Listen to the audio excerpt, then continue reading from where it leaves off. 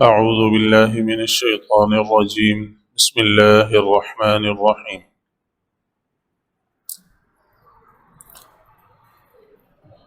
امام فخر الدین رازی رحمۃ اللہ علیہ نے بسم اللہ پر بحث کرتے ہوئے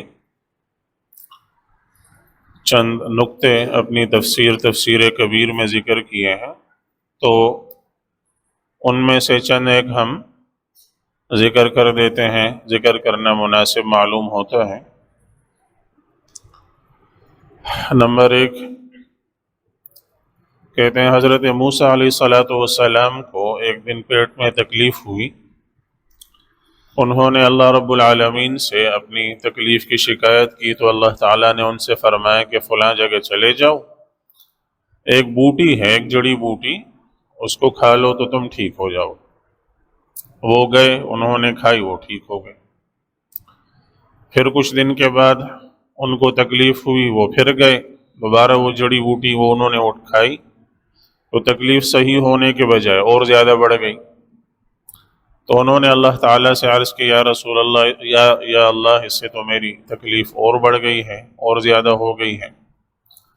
تو اللہ تعالیٰ نے ان سے فرمایا کہ ہاں ایسا ہی ہوگا، کیونکہ پہلی دفعہ تم اس بوٹی کے پاس میری طرف سے گئے تھے، اور دوسری دفعہ اس بوٹی کے پاس تم اپنی جانب سے خود سے گئے ہو، اس وجہ سے اس نے تمہیں کوئی نفع نہیں دیا۔ کیا تمہیں معلوم نہیں ہے کہ دنیا پوری کی پوری ایک زہر ہے، اور اس زہر کا تریاق اور اس کی دوا میرا نام ہے؟ یہ میں ہوں جو اس میں نفع ڈال دیتا ہوں، یہ میں ہوں جو اس کو نفع بخش بنا دیتا ہوں، اس کی اپنی ذات میں کوئی نفع نہیں ہے۔ نمبر 2، ایک بزرگ اپنی کچھ بکریوں کو لے کر نکلے بکریاں چرانے کے لیے، تو وہاں سے بھیڑیے آئے اور ان کے اس ریوڑ میں شامل ہو گئے، اور وہ ان بکریوں کے ساتھ چل رہے ہیں اور ان بکریوں کو کچھ نہیں کہہ رہے۔ بھیڑیے اور بکریاں ایک ساتھ ریوڑ میں چل رہے ہیں، تو اس کو دیکھ کر کسی شخص نے وہاں سے آواز لگا کر ان سے پوچھا کہ یہ بھیڑیوں اور بکریوں میں کب سے صلح ہو گئی؟ تو انہوں نے کہا، جب سے چرواہے نے اللہ سے صلح کر لی ہے تب سے بھیڑیوں اور بکریوں میں بھی صلح ہو گئی۔ نمبر 3، حضرت عیسیٰ علیہ السلام ایک دن گزر رہے تھے تو ایک قبر کے پاس سے ان کا گزر ہوا، تو ان کو کشف ہوا کہ اس قبر میں جو صاحب قبر ہے اس کو عذاب ہو رہا ہے۔ یہ چلے گئے اپنے کام سے، جا کر کچھ عرصے کے بعد، کچھ وقت گزرا، کچھ عرصہ گزرا، دوبارہ ان کا وہیں سے گزر ہو رہا تھا، تو اب انہوں نے دیکھا، ان کو کشف ہوا کہ وہ مردہ جو ہے، جو صاحب قبر ہے، وہ بڑے آرام میں ہے، اور فرشتے نور کے تھال لے کر اس کو ان کے آس پاس گھوم پھر رہے ہیں، ان کی خدمت کر رہے ہیں۔ تو بڑے حیران ہوئے، فوراً انہوں نے وضو کیا، اللہ تعالیٰ کی طرف متوجہ ہوئے، نماز پڑھی، اللہ تعالیٰ سے دعا کی، یا اللہ اس شخص کا کیا معاملہ ہے؟ تو اللہ تعالیٰ نے کی طرف سے ان کو بتایا گیا، ان کو جواب آیا کہ یہ شخص ساری زندگی گناہوں میں مبتلا رہا، یہ گناہوں میں ڈوبا رہا، گناہوں کی زندگی اس نے گزاری، یہ عذاب کا مستحق تھا، لہٰذا جب یہ پہنچا تو یہ عذاب کا میں مبتلا ہوا۔ جب اس کا انتقال ہوا تو اس کی بیوی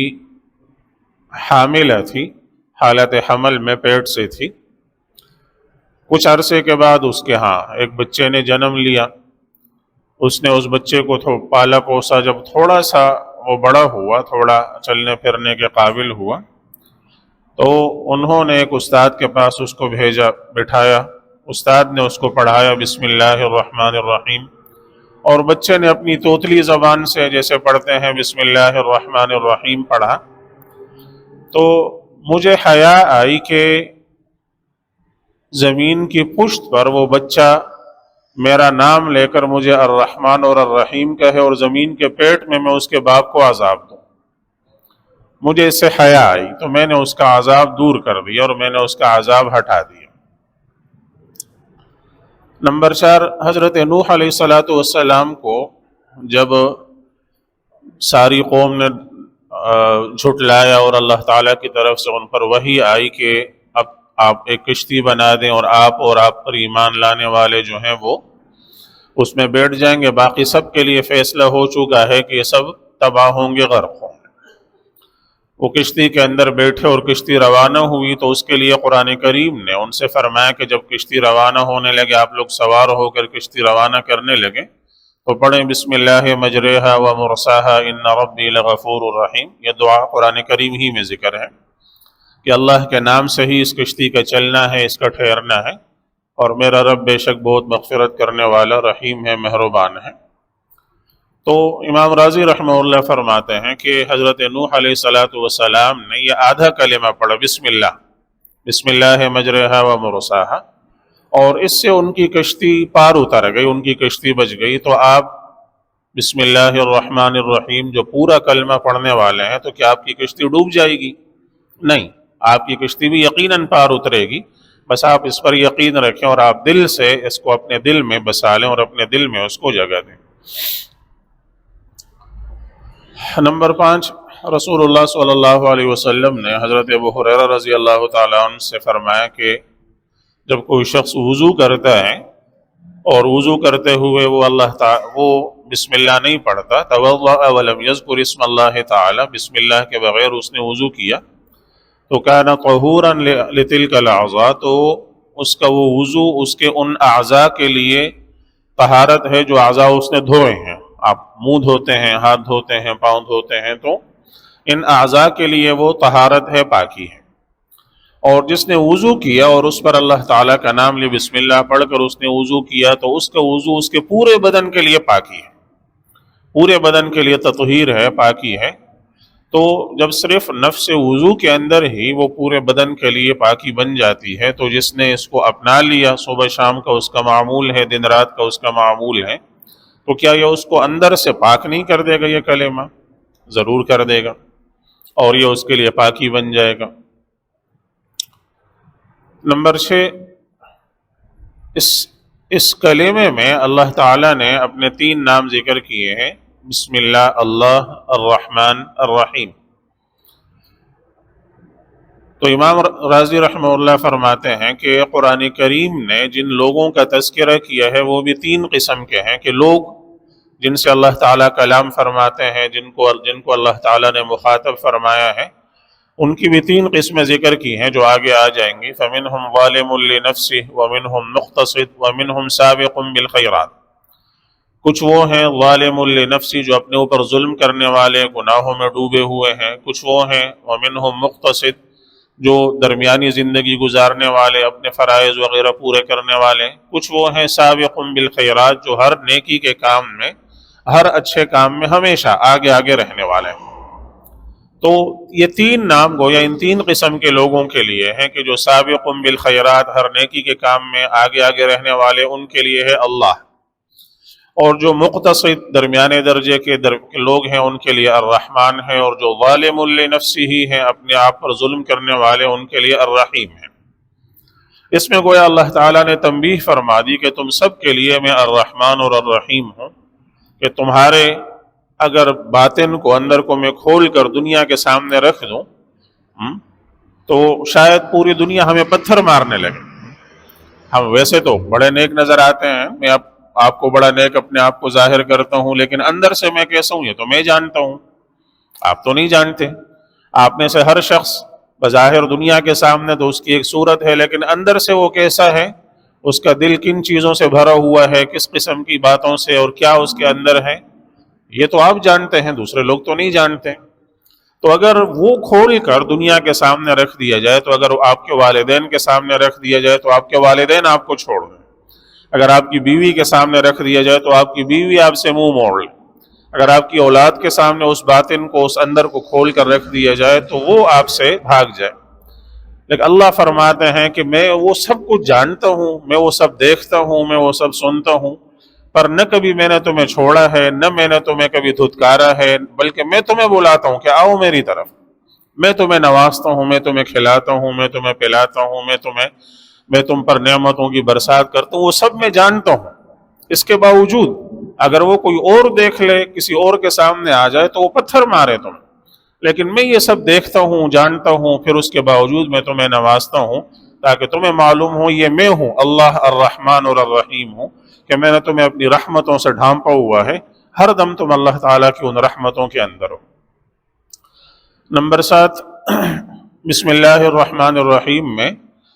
19 حروف ہیں۔ امام راضی رحمہ اللہ فرماتے ہیں بسم اللہ الرحمن الرحیم میں 19 حروف ہیں، اور جہنم کے جو داروغے ہیں، جہنم پر مقرر فرشتوں کی تعداد قرآن کریم نے جو ذکر کی ہے وہ 19 ہیں، علیہا 19، اس پر 19 فرشتے مقرر ہیں۔ تو گویا اس کا ہر حرف وہ جہنم کے ہر ایک فرشتے سے انسان کے لیے حفاظت کا ذریعہ ہے،